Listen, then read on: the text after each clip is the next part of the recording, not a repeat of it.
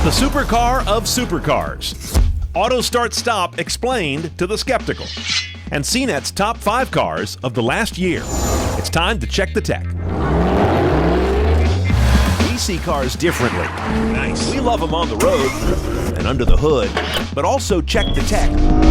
And are known for telling it like it is. Ugly is included at no extra cost. The good, the bad, the bottom line. This is CNET on Cars. Welcome to CNET on Cars, the show all about high-tech cars and modern driving. I'm Brian Cooley. Well, of all the electrified supercars coming on the market these days, from McLaren, Porsche, and Ferrari, we thought LaFerrari was the most intriguing of the bunch for its remarkable combination of performance, exotic engineering, of course, and its ability to move the supercar market to a new place with its abundant prestige. Let's see if we were right as we drive LaFerrari and check the tech.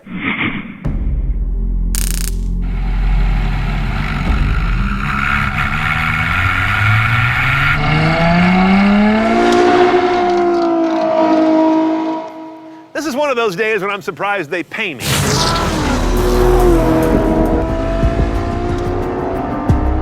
With me is Ferrari's ultimate street car, ever, the LaFerrari.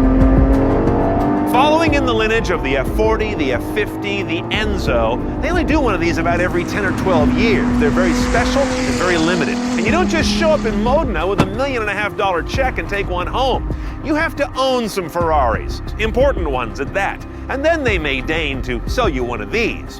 And when you do bring it home, you've got something more than the latest ultimate Ferrari. You've got the first one, in my estimation, to jump fully with both feet into the 21st century. This car is important. The styling of LaFerrari was actually done in-house at Ferrari, which is actually notable after 50, 60 some odd years of having Pininfarina pen almost all of their cars. But what's happening here is really interesting. There's not that much left for a stylist to do in the modern supercar era. The shape is determined by how the car functions in the wind. There are almost more holes and ports and cutouts than there is positive mass.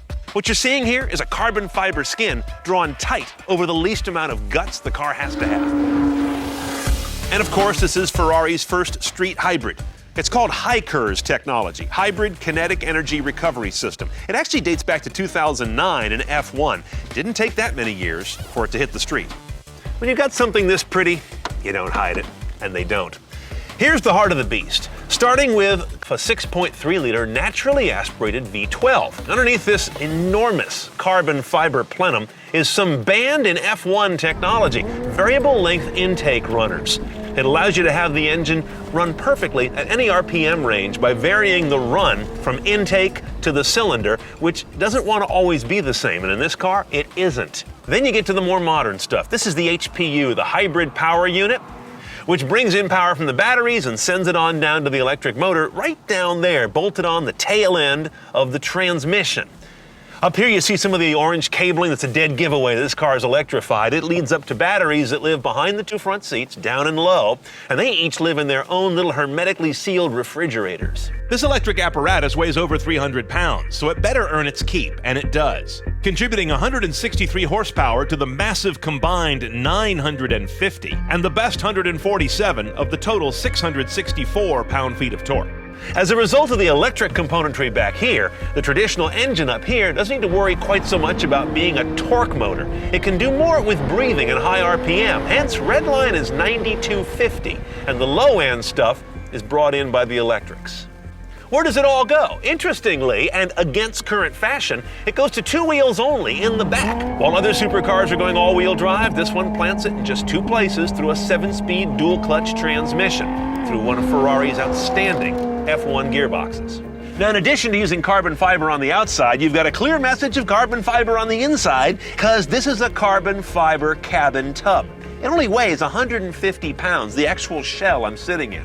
Part of how they kept the weight down is keeping it small, as you can probably also see.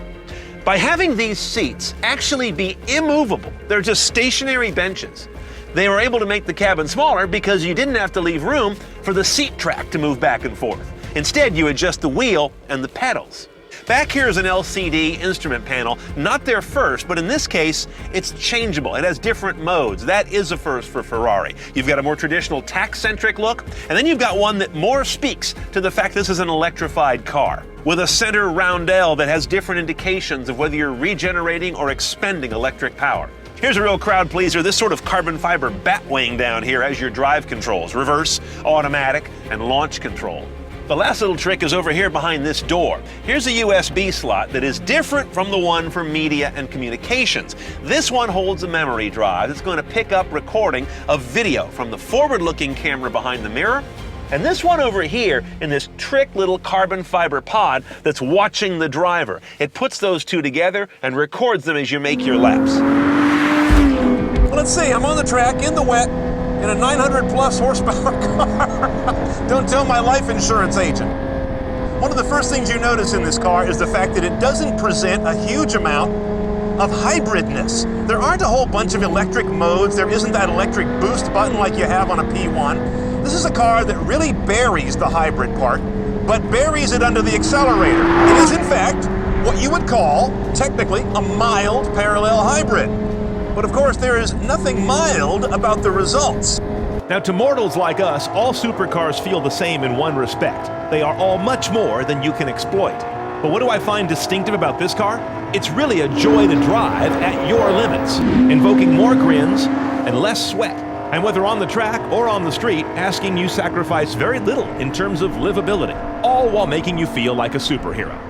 Okay, now when you're driving a car, and by the way, it's someone else's car that goes for about $8,000 an inch slice, you're glad for certain technologies that keep it under control. First of all, Ferrari's remarkable stability control.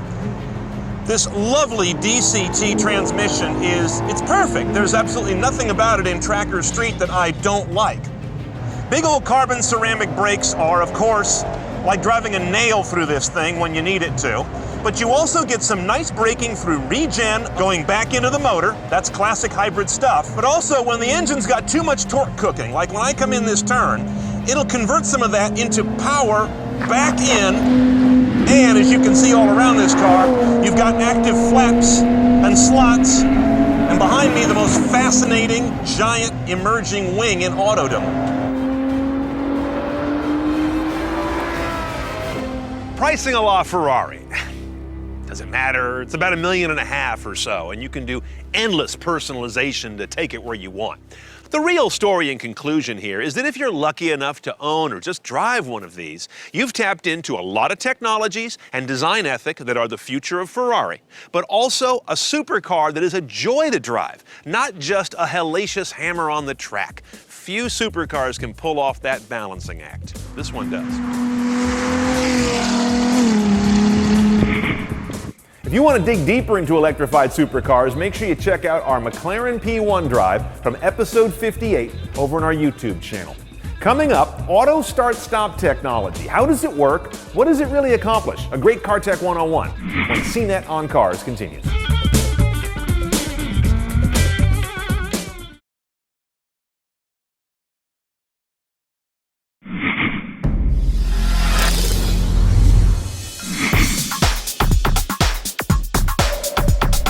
Auto start-stop or auto stop-start, whatever you want to call it mainstream. Something like 2/3 of all cars in the EU have it, and had it for a long time. Every BMW I've driven in the last 3 years has had it. Ford says they're going to have it on 2/3 of their F-150s, 70% of their entire fleet by the 2017 model year. I can go on and on. It is here to stay, but what is it? And how does it work? The technology's been around since Toyota first offered it on a Crown sedan in the mid-70s. VW put it into mass production in the early 80s on a version of the Polo. Now, auto start-stop has come later to the U.S. for a variety of reasons, primarily the fact that we have much less sensitivity to fuel economy because we traditionally had much lower fuel prices relative to average household income. That's well known. We also have less sensitivity to emissions, at least historically in this country, which is also related to running an engine less than you have to. But in general, the world is becoming an auto start-stop automotive community. Now, the name should tell you everything, but let's be very clear. Here's what it does. I come to a stop in traffic, and the electronics that run the engine stop the engine. They do that, and just the engine, by the way, by turning off the spark to the ignition and turning off the fuel flow to the cylinders. Then when I lift off the brake, those are instantly restored and the engine is restarted by its starter motor to, hopefully instantly, come back to life. Now ideally that transition from off to on takes place in just an instant, almost imperceptibly. But allowing a car to do that requires much more than you can do just twisting a key. First, this is engine shutdown, not car shutdown. The electronics stay on and they don't hiccup or flicker when the engine restarts. Next, the car should have electric assists and pumps, not belt-driven ones, so you don't lose things like power steering or automatic transmission readiness when the engine's down. You need a tougher starter motor because it's going to be doing its job a lot more often. A deep cycle battery, which is one designed to be deeply discharged and then recharge readily. Sometimes the car will even have a second battery for auto start-stop. An air conditioning system that can override auto stop sometimes to maintain cabin temperature. And harder, smoother internal engine friction surfaces for durability. Starting is hard on engine bearings. Now, if you're driving a hybrid car, there's a little bit of a difference there in that you already have a large battery, the big motive battery that can handle the start-stop electricity, and you've got an integrated motor in the powertrain that can also function as a starter, not using a traditional starter like a standard gas engine car would do. And by the way, auto start-stop's available on manuals as well as automatics, though most cars are automatic, so it's really what we care about.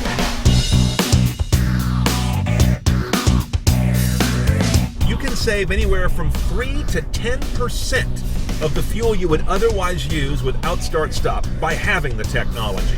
Those numbers are huge in the automaker world, where they will spend millions to gain 1% more fuel economy. The downside is you can't take those numbers to the bank. It varies wildly depending on the kind of routes you drive. If you live in Montana, where everything is a 2-hour interstate drive from everything else, you may see very little, if any, benefit from auto start-stop. If you live in Los Angeles, you may very quickly get auto start-stop to pay for your Xanax prescription that you take because of your commute. It varies very much by how and where you drive. Okay, after driving almost every car out there with auto start-stop, let me give you my shopper's tips for what to look for in a car that has it. Fast restart, with the goal being the time it takes to move your foot from the brake to the gas. Very few cars get it done that quickly. Most do not.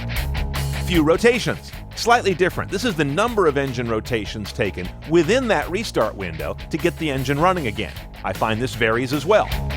Low body vibration, related to the number of rotations, as well as the engine mount technology. I don't want my German luxury car to feel like I'm starting a 72 Bronco every time I lift off the brake. And it should be defeatable, of course. Most cars have a button for this. A few do not.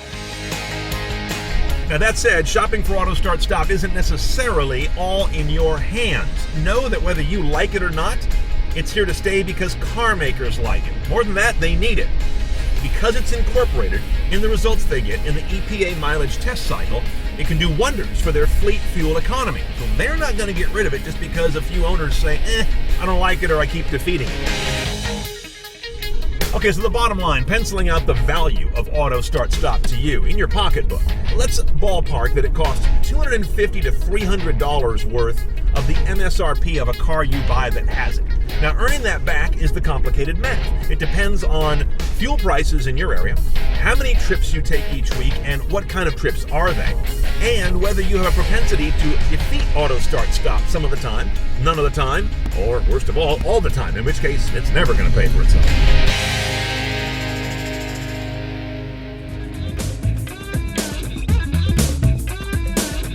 Welcome back to CNET on Cars, coming to you from our home at the Mount Tam Motor Club, just north of the Golden Gate Bridge. Time for my favorite part of the show, when I take some of your emails. And the first one here is coming in from Jonathan B. in Vallendar, Germany, who says his question is about the aim of self-driving cars in general. Is it really to be safer? He says there will always be other cars that aren't automated and are being driven by humans, thus exposing the rest of us in self-driving cars to the same accident risk, he reasons. Now, Jonathan, it's an interesting question because this is often seen as an all or nothing position, but let's really dig into it here, into this idea of reducing accidents with self-driving. First of all, there are the inter-car benefits. So this is the area of cars dealing with each other. And I would posit to you that getting even a fair amount of self-driving cars on the road is going to increase our safety, even though we have a lot of humans still driving around those cars. The self-driving car will see the human-driven car around it as just another obstacle to be recognized, processed, and dealt with its various machine reactions. Now, it's not perfect, of course, but I don't think we need to get to an all-or-nothing fleet for self-driving cars to be extremely safe. Then there's also the intra-car benefit, how self-driving cars, regardless of how they act with other cars, will help us get rid of the problems we have from drunkenness, distraction, and just plain crappy driving technique that, let's face it, plagues so many folks who are driving their cars right now. The third area of benefit is going to be kind of the group or the hive mind benefit, deep in the future, when self-driving cars are talking to each other, are all reporting in as a group to some kind of central control within a metropolitan area, and we can really manage the cars out there as a fleet, making sure every car is doing the right thing in relation to the roads and the cars and traffic conditions and flow, as opposed to the kind of willy-nilly haphazard driving and decisions that we make today. But that's well down the road, and that benefits both safety and, of course, efficiency. Our next email comes in from Ibrahim, who says, "Hey Cooley, since new autonomous technology is relying on your phone to park your car," and he mentions being out of the car like in the new E-Class or the new 7 Series, he wants to know what would happen if your phone died in the middle of one of those parking processes. What would the car do? Well, the answer on this one's pretty simple. The car should stop. Dead man switch logic is what you call this, because as soon as you lose control of a car, it needs to stop moving.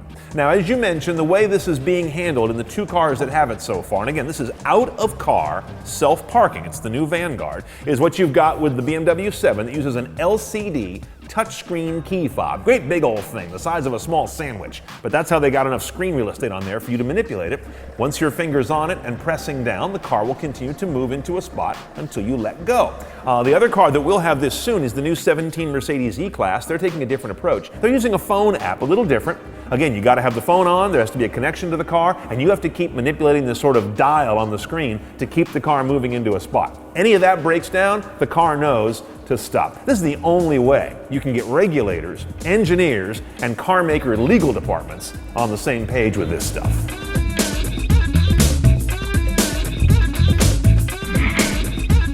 Thanks for those emails, everybody. Now, in a moment, we're going to run down CNET's top-rated cars of the last year when CNET on Cars returns.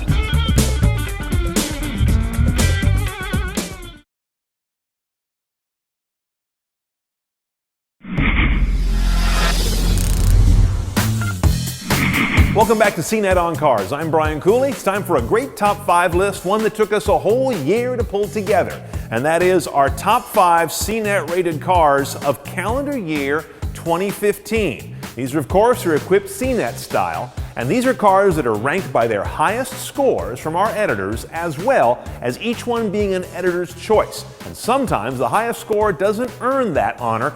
It only is given to cars that are more than the sum of their parts. These are real winners. Let's go.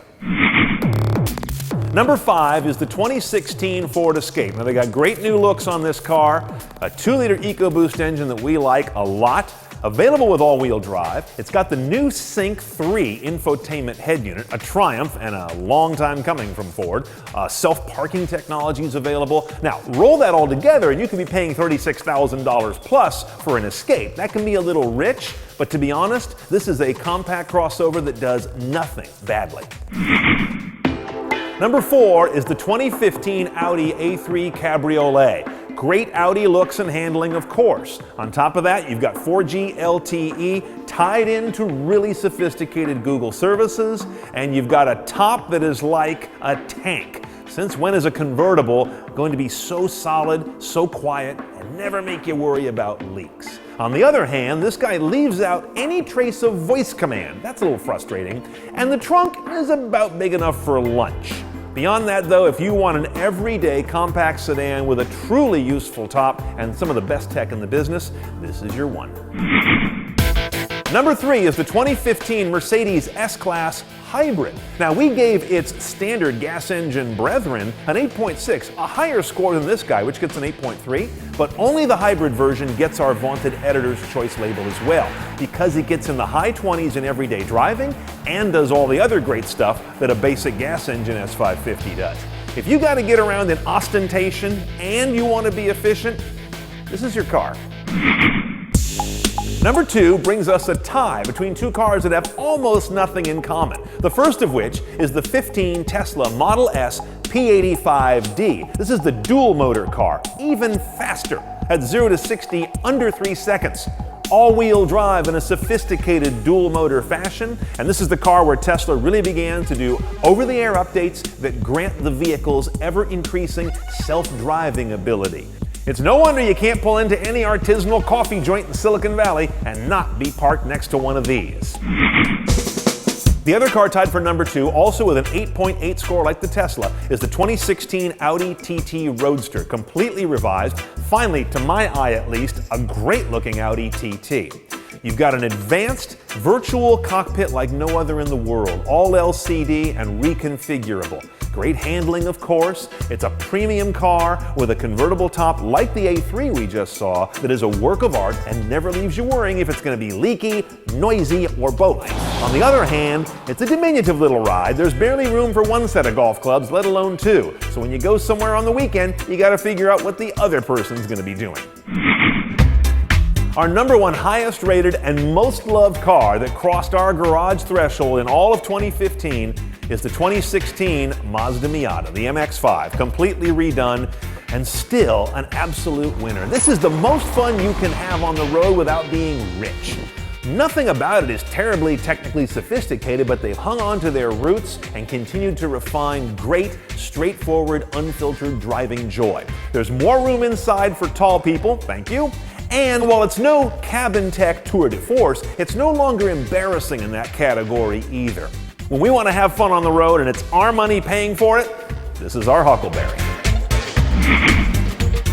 Thanks for watching. Hope you enjoyed this episode. Don't forget, we've got a ton of back content that's really interesting waiting for you at our YouTube channel. Keep the email coming to me for ideas on future episodes. That's oncars@cnet.com. And of course, check out our new site, Roadshow. You may be there right now. It's theroadshow.com, CNET's latest new baby in automotive. I'll see you next time we check the tech.